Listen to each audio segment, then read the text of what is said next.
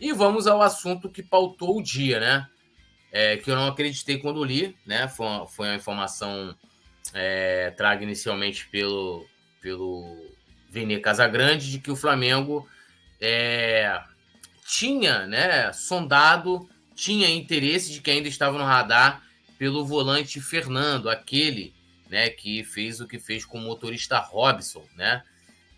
Aí depois, então assim, vamos lá. Todo mundo sabe, né, Fernando, que jogou no Grêmio, né, quando ele estava na Rússia, ele levou lá o Robson e sua esposa para trabalhar com ele na Rússia, e ele simplesmente pegou numa ida, quando eles estavam indo para lá, pediu pro cara levar remédios que ele, a esposa e toda a família sabia que era um remédio, uma substância proibida na Rússia, não é no Brasil, mas era proibida na Rússia, e estrategicamente pediu para que o Robson colocasse esse remédio na mala dele. Quando chegou na Rússia, meu amigo, o cara foi preso e nessa situação, nessa brincadeira, o cara ficou 2 anos preso lá na Rússia, injustamente.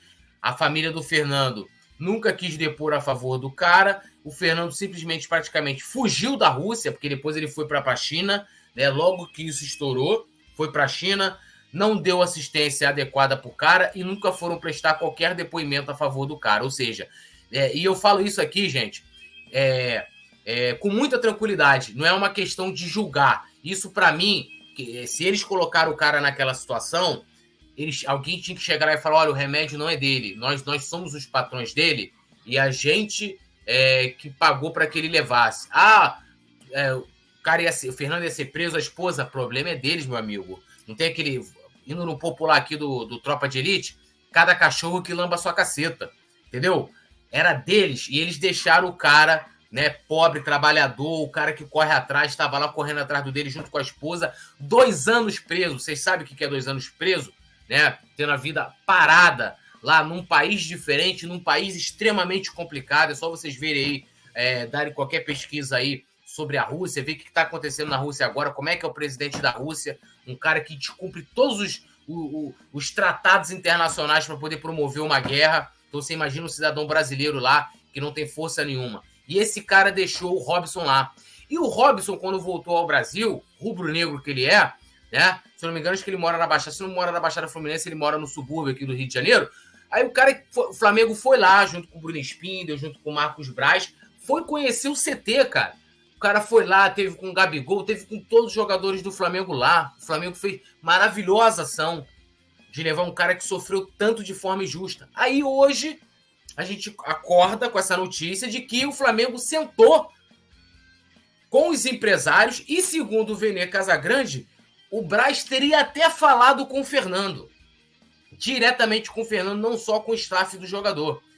E que o Flamengo, Nazário, estaria disposto a pagar 1,5 milhão de euros pela multa rescisória. Ele agora está jogando na Turquia, que daria em torno de 8 milhões e meio de reais para tirar o jogador. O Braz, em entrevista ao Mauro César, eu estou trazendo todo o contexto aqui, tá, galera? O Braz, em entrevista ao Mauro César, negou, tá? Negou. E agora à noite, né, o Vene Casagrande trouxe uma tréplica da situação, de que os empresários, né, lá que representam o Fernando, estranharam a declaração do Braz, reafirmaram que houve sim negociação e acrescentaram que o Braz falou diretamente com o Fernando. E a gente tem que entender também do papel social do futebol, gente. A gente viu. Eu lembro que quando o Flamengo foi contratar o Pulgar, qual era a minha opinião? Eu falei: olha, na minha opinião, o Flamengo não deveria trazer um jogador que tem problemas extracampo que vão ultrapassar, como ultrapassou, as análises táticas, técnicas, né, do atleta, né? E foi o que... mas ele depois, que ele não sei o que a justiça não sei o que lá, meu amigo, então resolve lá o problema do cara e traz ele depois. Ponto. Esse caso nem tem isso. Esse caso é puro mau-caratismo mesmo. Esse caso é pura covardia. Então, a gente viu a situação, a repercussão que teve lá do Cuca no Corinthians, tá? E a questão do Cuca não é aquela questão assim de que o cara então foi preso, não tem que trabalhar, apesar de que é um crime absurdo ali, né? A justiça suíça tem uma interpretação, aqui no Brasil tem outro tipo de interpretação, Mas, mesmo considerando, vamos supor que o Cuca tivesse cometido uma outra coisa. Vamos supor que o Cuca tivesse agredido uma menor lá em Berna. A grande questão é que o Cuca mentiu, e o Cuca continua mentindo. Ah, Túlio, mas por que você está falando isso? Porque ele foi condenado.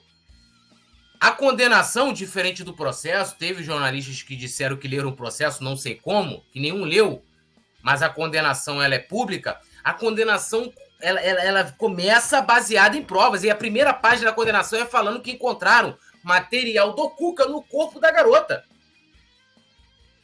A garota relata, né? Isso tem entrevista, gente. Isso está na decisão de como foi. Ela descreve os 4 rapazes e o cara continua mentindo. Isso aí, né? A questão toda, né? Já ser criminoso já é um absurdo. Eu roubasse um celular, furtasse, já é um absurdo. E eu ainda ser pego com provas apresentando que eu roubei e digo que não, isso é mais absurdo ainda. Então, qual mensagem o Corinthians passou contratando o Cuca depois da linda ação que eles fizeram do respeite às minas? Qual foi a mensagem? Qual mensagem o Flamengo passa depois de fazer uma ação maravilhosa de trazer um cara que sofreu uma injustiça tremenda, que teve que o governo brasileiro à época, acho que até teve aí, eu aplaudo, acho que teve até influência do Felipe Melo, lá junto ao governo Bolsonaro, para poder trazer o Robson, para poder envolver as questões diplomáticas, para poder trazer o Robson. E agora o Flamengo cogita contratar o Fernando. Gente, é um absurdo. Que mensagem que o Flamengo está passando? Que mensagem? E, Nazário, eu não sei se você vai concordar comigo, e eu vou ler a galera aqui também, mas eu acho que vale fazer essa análise, e eu coloquei isso no meu Twitter, que os jogadores que o Flamengo vê... Olha só, a gente vendeu um garoto de 22 anos, com potencial enorme, seleção brasileira como foi convocado, um moleque que, apesar de ter ido para um time, né, que não é da primeira prateleira da Premier League, vem se destacando. A gente vendeu o moleque, e só se cogitam jogadores com o mesmo perfil. Qual o perfil? Volante que está atuando na Europa e tem mais de 30 anos. Foi o Matheus Uribe, 31 anos. Fernando, mesma coisa. Outro que aí não é diretamente da diretoria, mas é da torcida, é Cuejá. Sempre os mesmos nomes. Sempre os mesmos nomes. Sempre jogador trintão, né? Não que 30 esteja velho, mas a gente perdeu um jogador e todo mundo fala que quando dependendo da narrativa que querem criar, que o elenco precisa ser rejuvenescido. E aí mais um jogador de 30 anos, jogando no futebol turco. Valor milionário. Viria para cá para ganhar quanto? Não dá, né, Nazário? Ou a direção tá com muita preguiça, ou eu não sei, não tem ninguém aqui no mercado sul-americano, futebol brasileiro, um cara de 25, 26 anos que dê pra... Cara, eu vejo direto na rede social o pessoal indicar, montou de nome.